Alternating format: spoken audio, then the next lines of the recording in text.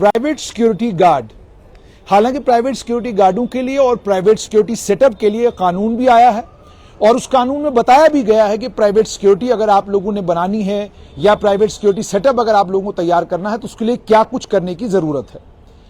मसला आज ये है कि आज सुबह का ये इंसिडेंट है, ग्रीन बेल्ट पार्क के पास एक मेटाडोर रुकती है, उस मेटाडोर से एक प्रोफेसर मेटाडोर से नीचे, असिस्टेंट प्रोफेसर जम्मू यूनिवर्सिटी के नीचे उतर रहे हैं और जो ही वो नीचे उतरते हैं तो एक प्राइवेट सिक्योरिटी गार्ड जिसके पास बकौले असिस्टेंट प्रोफेसर के एक बैग था, वो बैग उसका नीचे गिरता है और उस बैग से गोली चलती है और गोली जो है इस असिस्टेंट प्रोफेसर की फोर आर्म को आर पार करती है।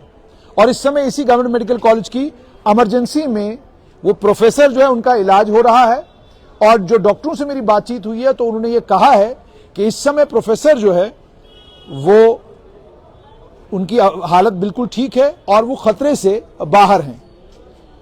और उन्होंने ये भी कहा चूंकि फोर आर्म की इंजरी है, इस फोर आर्म की इंजरी में उन्होंने कहा यह भी बड़ी इनकी खुशकिस्मती रही है कि जो सिक्योरिटी गार्ड था उसकी, प्राइवेट सिक्योरिटी गार्ड का जब बैग गिरा है तो गोली बाजू की तरफ चली है। अगर यही गोली थोड़ा इधर उधर होती तो असिस्टेंट प्रोफेसर की जान को खतरा भी हो सकता था।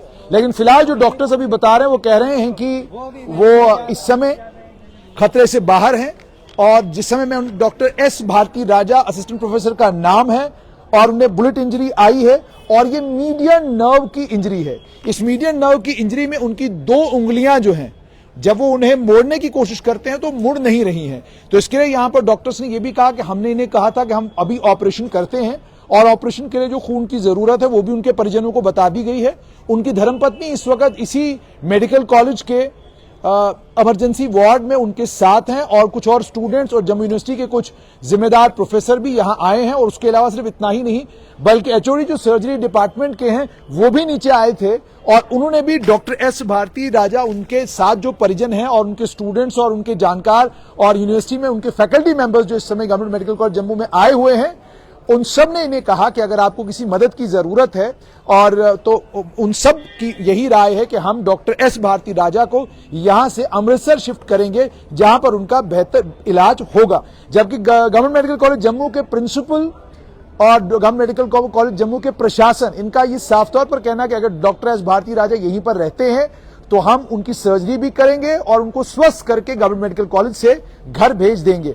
और ये भी गवर्नमेंट मेडिकल कॉलेज में जिन डॉक्टरों से, जिम्मेदार डॉक्टरों से हमारी बात हुई, उन्होंने कहा कि डॉक्टर एस भारती राजा इस समय खतरे से बाहर हैं, वो स्टेबल हैं।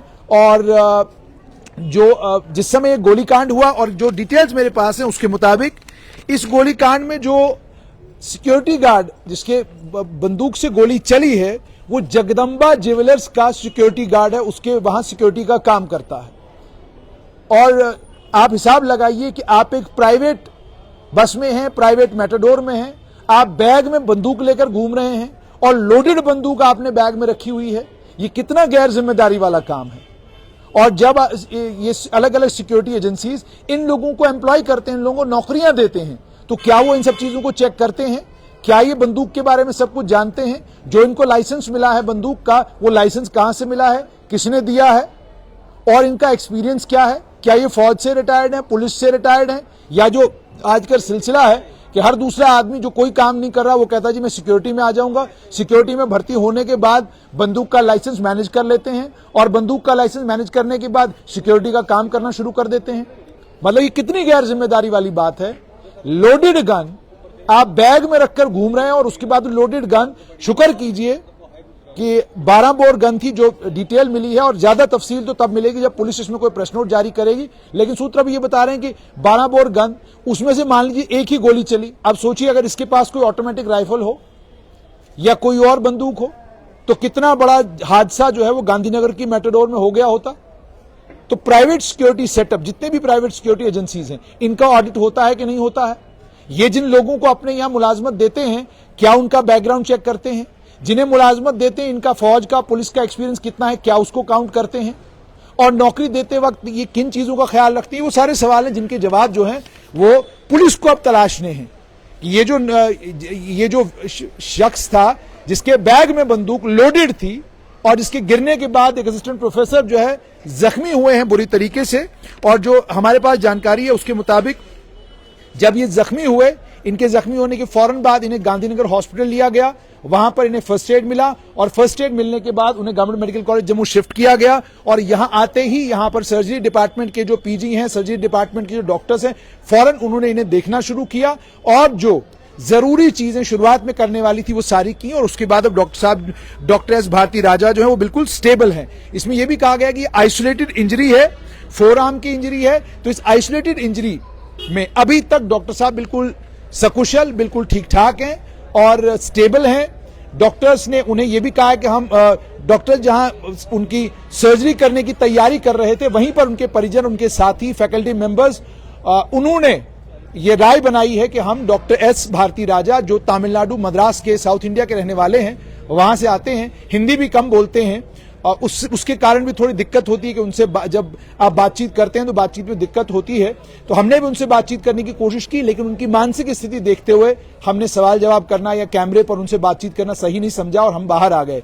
तो इस समय वो गवर्नमेंट मेडिकल कॉलेज जम्मू की इमरजेंसी में है, जहां पर इलाज अभी भी उनका चल रहा है। वो स्टेबल है बिल्कुल, उनकी धर्मपत्नी उनके साथ है, वो अपने स्टूडेंट्स के साथ, फैकल्टी मेंबर्स के साथ और अपने परिवार के लोगों के साथ बात कर रहे हैं। लेकिन उनको ठीक तरीके से उनकी सर्जरी हो और उनके बेहतर इलाज के लिए उन्हें अब यहां से अमृतसर ले जाने का अभी फिलहाल प्रोग्राम बन रहा है। फिलहाल उस प्रोग्राम को फाइनलाइज नहीं किया गया, लेकिन सवाल यह है कि जब जगदम्बा ज्वेलर्स हो या कोई और जम्मू की जगह हो जहां पर भी ये प्राइवेट सिक्योरिटी गार्ड्स रखे गए हैं, सवाल पहला ये कि प्राइवेट सिक्योरिटी गार्ड को जब आप नौकरी देते हैं तो किस बुनियाद पर देते हैं।